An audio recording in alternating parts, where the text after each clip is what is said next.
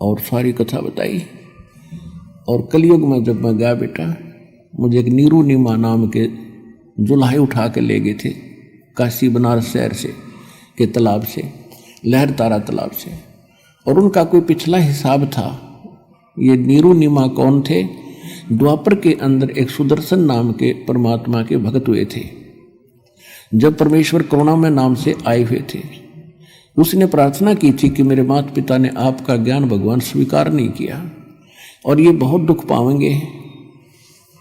मेरी अर्ज है दाता, किसी जन्म में उनको शरण में लेके पार करना। तो उस प्रॉमिस वश मैंने प्रॉमिस किया था उनसे, उस सुदर्शन से, कि बेटा तू चिंता ना कर और निर्भय होकर निश्चिंत होकर शरीर त्याग दे, नहीं तू भी यहीं फंस जाएगा और मैं तेरे माता पिता को पार करूंगा, टाइम कितना लग जाइए। जिस कारण से मैं उस पिछले प्रॉमिस अनुसार अपने वचनबद्ध होने के कारण उनको नीरू नीमा को, जो सुदर्शन वाली माता पिता वाली आत्मा थी, उनको मिला था कमल के फूल पे। वो दुल्हे का काम करा करते और मैं भी लीला में शरीर से धीरे धीरे बड़ा हुआ तो मैं दुल्हे का काम करा करता। और जब मैं बचपन शिशु रूप धारण करके जाता हूँ तो मैं उस काल के लोक का दूध ग्रहण नहीं करता। कुंवारी गायों का दूध पीता हूँ मैं, और कुंवारी गाय के अंदर दूध यहाँ सतलोक से जाता है मेरी शक्ति से, और वो दूध पिया करूँ मैं। ऐसे ऐसे सारी कथा सुनाई। मैं वहाँ 120 वर्ष रहा था भाई। हम सुल्तानी नानक तारे दादू को उपदेश दिया, जात जुलाहा भेद न पाया वो काशी महे कबीर हुआ। परमात्मा ने बताया कि मैं बेई नदी के ऊपर इस नानक जी को मिला था और उनको अंतर ध्यान किया, एक दरिया में डुबकी लगवाने का बहाना करके। लोगों ने सोच लिया कि ये मर गया। वो खोद रहे थे डाउन स्ट्रीम में, मैं ले गया उनको अप स्ट्रीम में जिधर से जल आ रहा था। वहां जाकर उनके समझाया, बैठाया, उनके शरीर को वहां छोड़ा। उनको भी मैं यहाँ लेकर आया था बेटा, जैसे आपको मिला हूं इसी रूप में, जिंदा महात्मा के रूप में उनको मिला था। वो मेरी प्यारी आत्मा थी। वो सतयुग के अंदर राजा अमरीश थे और त्रेता के अंदर वही आत्मा नानक जी वाली राजा जनक थे। और उन जन्मों में बहुत अच्छी भक्ति की श्री विष्णु भगवान की, लेकिन बेटा जन्म मृत्यु उनकी मिटी नहीं। और आप सभी मेरी आत्मा हो, अपने को दुख होता है, तुम वहाँ कष्ट उठा रहे हो और मैं यहाँ तुम्हारे लिए रो रहा हूँ। मैं रोवत हूँ सृष्टि को, सृष्टि रोवे मोहे, गरीबदास इस योग को हो समझ न सकता कोई। कि हे गरीबदास, वो नीचे के जितने भी ब्रह्मांडों में प्राणी हैं, वो उस समर्थ सुखदायी भगवान, कष्ट निवारक, संकट मोचन भगवान को खोज रहे हैं, उसके लिए रो रहे हैं, हमें सुख दो, हमारा दुख निवारण करो। और जिनको ये सुखदायी और संकट मोचन मान बैठे हैं, वो संकट मोचन नहीं है।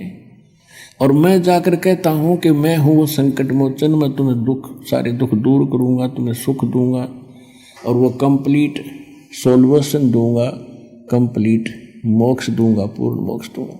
मेरी कोई सुनता ही नहीं। मैं रोवत हूँ सृष्टि को, सृष्टि रोवे मोहे, गरीबदास इस योग को समझ नहीं सकता कोई। तो वो भी जन्म मृत्यु में थे नानक जी, और उनको मैं यहाँ लाया था। और फिर यहाँ देखकर उसने कहा था वाहिगुरु वाहिगुरु वाहिगुरु, और उनको सतनाम दिया था और बता दी। फिर उसको उनको कह दिया था कि सतनाम को अभी डिस्क्लोज ना करना, क्योंकि मैंने एक समय निर्धारित कर रखा है, जब कलयुग 5505 बीत जाएगा उसके बाद ही इसको डिक्लेयर करना। उससे पहले इसकी तक भनक भी नहीं लगनी चाहिए, नहीं तो काल के दूत यही नाम देने लग जाएंगे ये संत, और फिर हम बिनता कैसे बताएंगे। और वो अधिकारी होंगे नहीं, चाहिए मंत्र उनको उनके पास हो भी जाते तो ये अधिकारी थे नहीं, अधिकारी बिना ये काम नहीं कर सकता। तो गरीबदास जी बड़े प्रभावित हुए, कहा बेटा ऐसे ही तू करना, तेरे को मैं सतनाम दूंगा, अब तो प्रथम मंत्र का जाप कर, मैं तुझे मिलता रहूंगा, आता रहूंगा, मैं किसी भी तरीके से तुझे सतनाम भी दूंगा, और इसको बताना नहीं, लिखवा देना इस वाणी में। क्योंकि काल ने जो मैं पहले ज्ञान बोल कर आया था, जब 120 वर्ष तक रहा था धरातल पर, और धर्मदास जी ने लिखा था, तो उस ज्ञान में काल के दूत ये चले हुए हैं पंथ, इन्होंने कुछ गड़बड़ कर दी, उसकी पूर्ति के लिए मैं तेरे को ये फिर ज्ञान योग तेरा खोल रहा हूँ, और तेरे अंदर वो सुख संवेद फिर से फीड कर रहा हूँ, और ये आप बोला जाएगा, इसमें घड़ी सोच करने की जरूरत नहीं, और लिखवा देना इसको, कोई दृढ़ व्यक्ति ढूंढ के लिखवा देना, इसमें लिख देना सारे मंत्र, लेकिन देना नहीं, किसी को सतनाम भी नहीं देना, सार नाम की तो भनक भी मत लागण थी, नहीं तो सारा काम बिगड़ जाएगा। तो ये दृढ़ भक्त थे, जो कह दिया भगवान ने, फिर सारा संसार एक तरफ, ये एक तरफ थे। फिर कहा उधर से क्या हुआ कि ये चर्चा उधर परमात्मा और आत्मा की चल रही थी, डिस्कशन हो रही थी, पीछे से शाम के 5 बज गए, तो उस समय ग्वालों ने देखा कि वो बच्चा कहाँ है, बाबा जी चला गया कि नहीं। उसको खोजने के लिए 1-2 भक्त भेजा कि जाओ बुला कर लाओ उस गरीबदास को। अब वो बॉडी तो वही रखा था, नौका में बैठा था।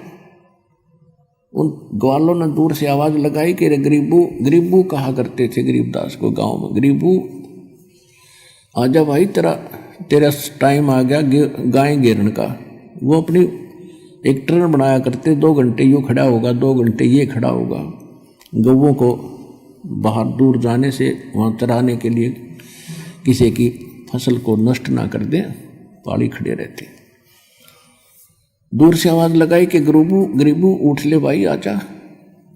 निकट आकर देखा कि निकट भी आवाज लगाई तो भी नहीं बोला, क्योंकि वो बोलने वाली चीज तो ऊपर चली गई थी।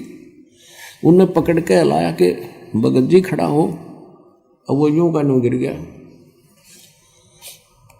गया तो उन्हें चिंता बनी, नाड़ी नब्ज देखी, कुछ नहीं, आंखों बिल्कुल खुली, श्वास नहीं, घबरा गए सब। दूसरे पालियों को आवाज लगाई, सब इकट्ठे हो गए, क्या हो गया कि लड़का मर गया। 2 बच्चे भागे आए गांव में। जो ही माता पिता को पता चला कि गरीबू मर गया, बेहोश हो गए, क्योंकि इकलौता पुत्र था, और उसके 12 वर्ष के बाद ये संतान हुई थी। गांव वालों को पता चलता गया, वो भागते गए, वहां पहुंचे। वह सारी कथा का पता चला कि एक बाबा जी आया था, उसने कुंवारी गाय का दूध निकाला। उस समय भी उस कुंवारी बच्चिया के स्तन लंबे लंबे थे, जैसे गाय का बच्चा हो रहा हो उसके बाद उसके थन होते इतने लंबे लंबे, इसलिए छोड़ दिया था कि देखो न सोचा उन्हें झूठ बोलते होंगे। तो सब ने देखा कि हाँ भाई। फिर क्या हुआ कि हम तो बना कर गए, इसने वो जादू जंत्र का दूध पी लिया, बच्चा न्यू मर गया। अब जैसे तैसे करके उस शव को घर ले आए, घर से उठा करके शमशान घाट पर पहुंच गए।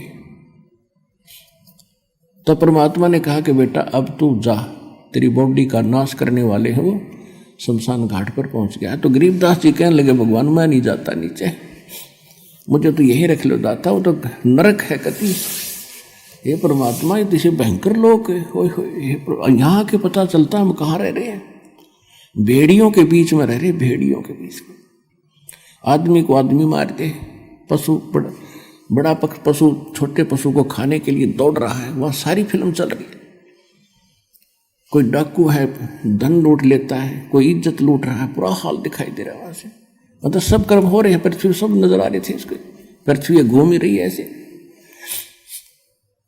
तो परमात्मा बोले बेटा जा, भगवान इसी को कहते हैं कि इसे गंदे लोक में तेरी सुरक्षा करूंगा, तुझे सुरक्षित रखूंगा, और ये नाम जाप करिए और जाइए तू यहाँ से बेटा। गरीबदास जी की आंखों में आंसू आ गए, बुरी तरह रोने लगे, है मालिक वहाँ ना बेचो।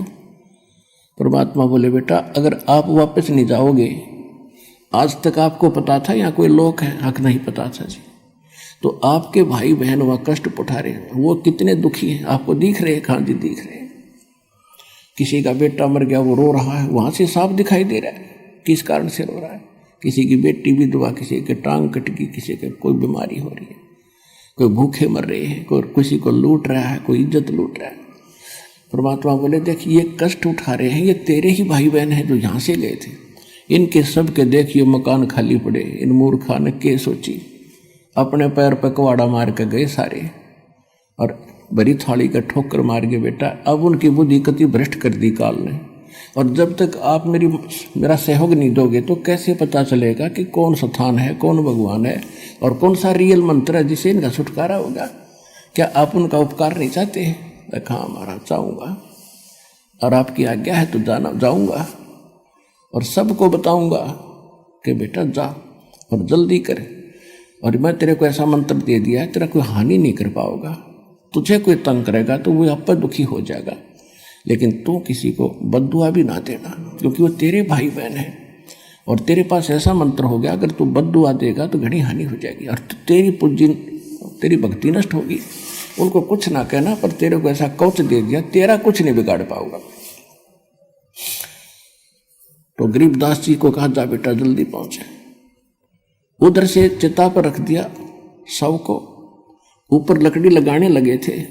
इतने में वह जीवात्मा परमात्मा ने वापस भेज दिया। एकदम ऐसे खड़खड़ा हुआ, सारा कंपन हुआ और बंधन जो बंध रहे थे वो भी कट गए और सीधा खड़ा हो गया नीचे, एकदम उतर के चिता से नीचे आके खड़ा हो गया। बोलो सतगुरुदेव।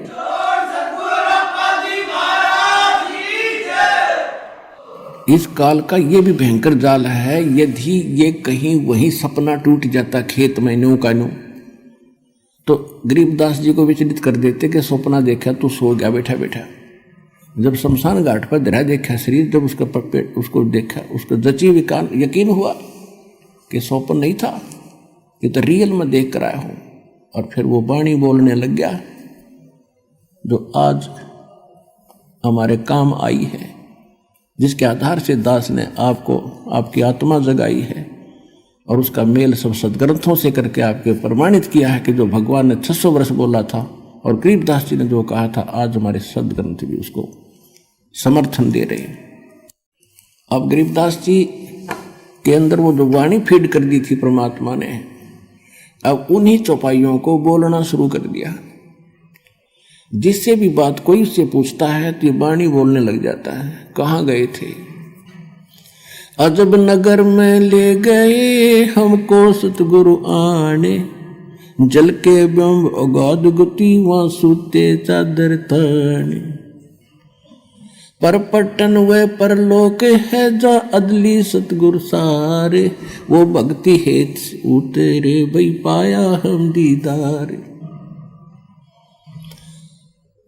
अलल पंख अनुरागे है सुन मंडल ने थीरे, दास गरीब उधारिया मोए सतगुरु मिले कबीर।